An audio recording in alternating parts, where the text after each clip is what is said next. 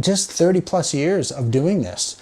I've learned a lot. There's the big psychology side of things. Hello, hello, Jim from Grassroots Piano. Today's menu is talking about a teacher, a music teacher, piano teacher. Are there red flags? How do you look out for the right teacher? And how do you find that perfect teacher?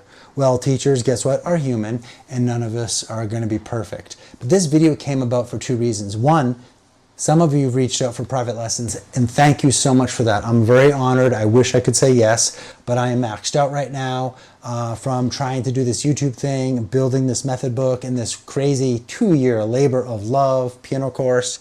This is how I am. I get intense and passionate with things.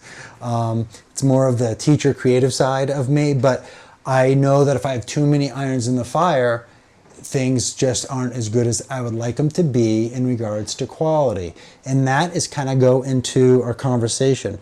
I was on the phone last night with a friend through FaceTime, and she was talking about their piano teacher. A lot of good moments.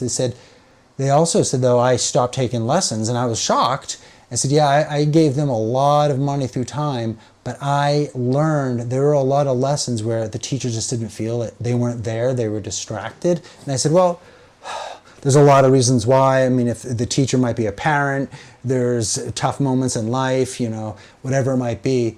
But then my friend went to articulate, well, they were so distracted. There were times where I was doing theory and they would just be on their phone checking stuff and then just mention that the theory is okay.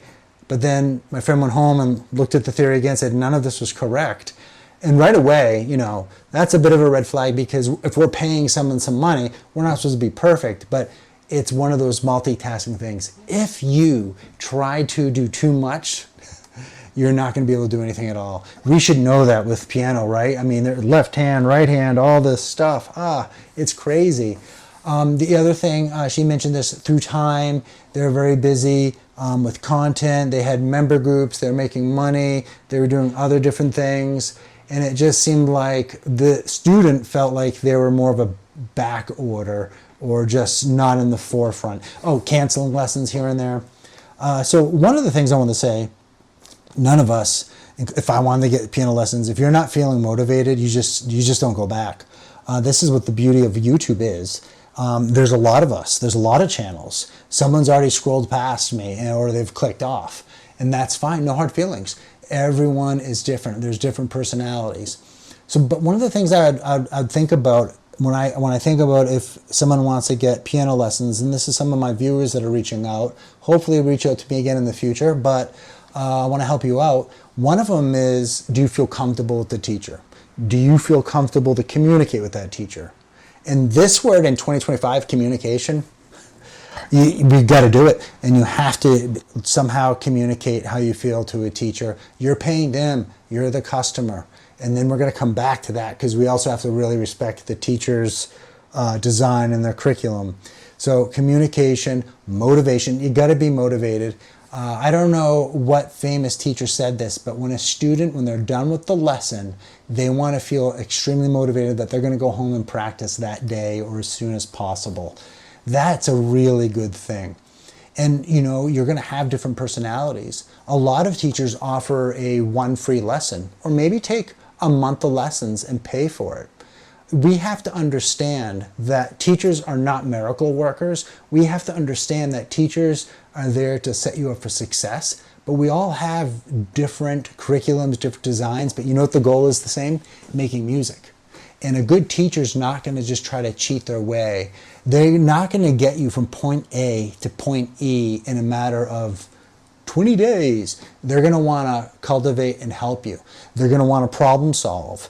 A good teacher's going to want to know what your weeks are like. What's your time schedule like? What's your practicing like?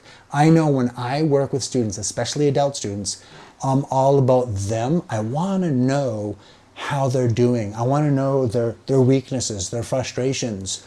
And some of them might say, geez, I'm doing all right, but I don't know why I'm not improving. Oh, what was your week like? And then they'll say, I only had 2 days of piano time. And so, all right, we need to dial back. And this is me speaking from other teachers, but also just 30 plus years of doing this. I've learned a lot. There's the big psychology side of things.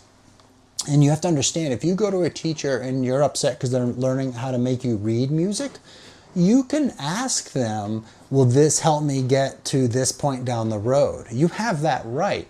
I would just caution to say, well, I don't want to do that. I want to play, the original, like some original Moonlight Sonata in 1 month or something. And some people are headstrong and they're going to do it no matter what. And I guarantee you they're probably going to quit fairly soon afterwards, or maybe a year and a half go back to some basics.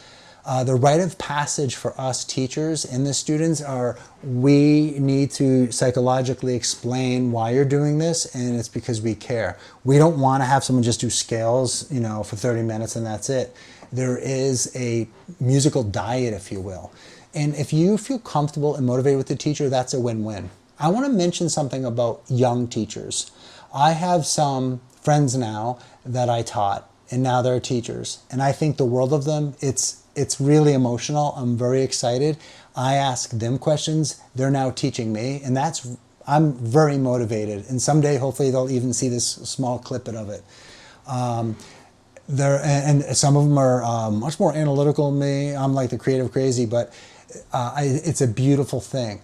I brought up young teachers. Well, a young teacher, definitely not me. I'm thinking about someone who maybe just got out of college, or someone maybe that's taken a lot of lessons and they've put a lot of time into keyboard. A young teacher will want to, if they want to, first of all, they need to start making money. And I'm talking about someone in their 20s. I know I was in this case. They will do everything for you and really try, because they're building on what we need in this work world is experience. They need testimonials. They need to make sure that teacher is getting fed the information correctly and is motivated. I've had some young teachers, they will go above and beyond because sometimes they get skipped over, and that stinks. So you could look at it this way, maybe even a college student, maybe they would charge a little less, but you could learn a bunch. Now, at the same time, I know I was in this ecosystem for a long time. I've had some strict teachers. One was a percussion teacher. In college, I had a piano teacher from Russia. She was great, but very strict. Everything was played really slowly. I could adapt, maybe because of my mindset and age, but sometimes a young teacher will only take on what they know from teacher X and Y, and they might morph into that. And sometimes they might use a cookie cutter, but this is how we learn. I really think I've crafted my teaching and my style because I keep doing it and I keep trying to get better, and I speak to wonderful people like you on YouTube. Hopefully this was helpful. It was, to be honest with you, I've had some, once again, equipment issues, and I had to record this video again, but I think I did all right. I hit some of the main points. One of the things is you want to motivate, and remember, a practice journal goes a long way. Remember, if you are getting to the bench consistently and you're finding the improvement, great. If you keep thinking that you're not finding the improvement, you gotta find a teacher. Even if it's just for a few lessons. If you can't afford that many, go to forums and just don't be too hard on yourself, because a lot of learners will say they can't do this or that, but they've improved a lot. Don't worry about the destination. Worry about the plan. Worry about the journey. All right, I'll see everyone, as we say on YouTube. I'll see you in the next one. See you in the next lesson. Bye-bye.